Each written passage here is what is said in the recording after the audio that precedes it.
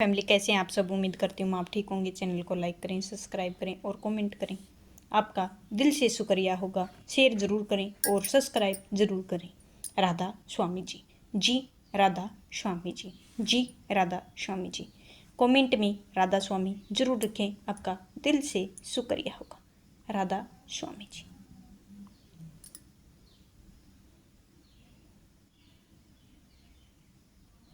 आज का सत्संग शुरू करने से पहले मैं फिर से राधा स्वामी बोल देती हूँ। राधा स्वामी जी, जी राधा स्वामी जी।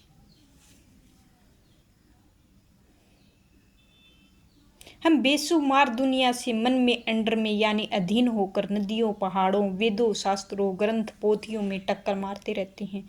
अब हर बार हम खंडन तो करते हैं इस चीज़ का, लेकिन साथ में यह भी फरमाते हैं कि तोते की तरह रटना थोड़ी। हजारों सालों टक्कर मारी है लेकिन मन के अंदर नहीं जाने दिया है। टक्करें तो हमने बाहर मारी और हमने उसके ऊपर अमल किया नहीं, तो अपनी कार्रवाई पूरी करने गए और हमने सुबह से शाम को इसको पढ़ना है और अपनी ड्यूटी पूरी करनी है। मन यह धारणा बनाई हुई है, लेकिन ऐसे भाई नहीं होगा, बिल्कुल भी नहीं होगा। वेद शास्त्रों, ग्रंथ, पोथियों में मालिक की बाई की गई है कि हमें रास्ता बताया गया है कि इस तरह से हमने आगे बढ़ना है और मालिक की शब्द की कमाई करनी है। बगैर मालिक के हम कोई रास्ता नहीं मिल सकता है।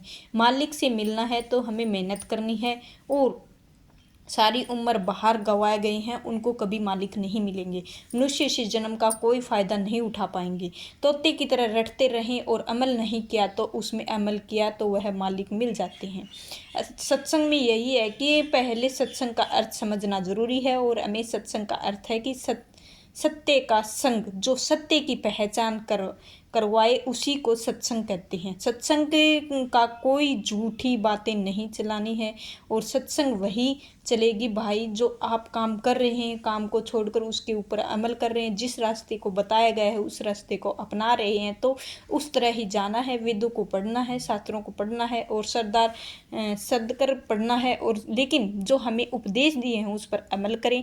और श्री कृष्ण महाराज जी ने एक भगवत गीता में श्लोक है, भगवत गीता का अध्याय 4 श्लोकों के संख्या है 34 में पढ़कर गुरु देखें। और श्री कृष्ण महाराज गुरु की बाई की कहते हैं कि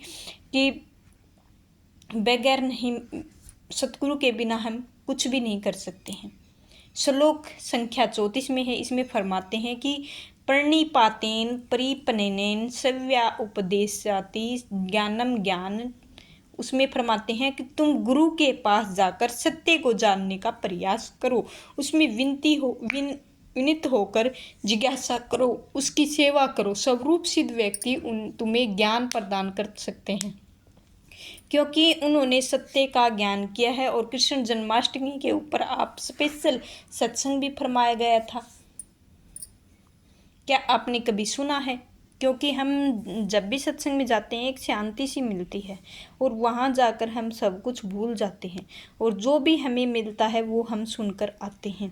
तो हमें सत्संग तो हर बार सुनते हैं, लेकिन इतने अच्छे अच्छे प्यारे प्यारे होते हैं, मन लगा रहता है। और इसका प्रसंग कुछ इस प्रकार से है, जब हम गुरु की राह बताते हैं, सत्य का मार्ग बताते हैं, तो परमार्थ का रास्ता बनाते हैं, और ऐसे ऐसे नाम की कमाई करनी है, इस रास्ते में ऐसे ऐसे जाना है, तो उसके ऊपर सोच विचार हमें करनी चाहिए, ना कि हमें बारमुखी साधनों के साथ जुड़ना है, कार्रवाई पूरी नहीं करनी है। पहली तो बात यह है कि तोते की तरह वाणियों को रटना नहीं है। दूसरी बात, अनेकों के ऊपर अमल करना है।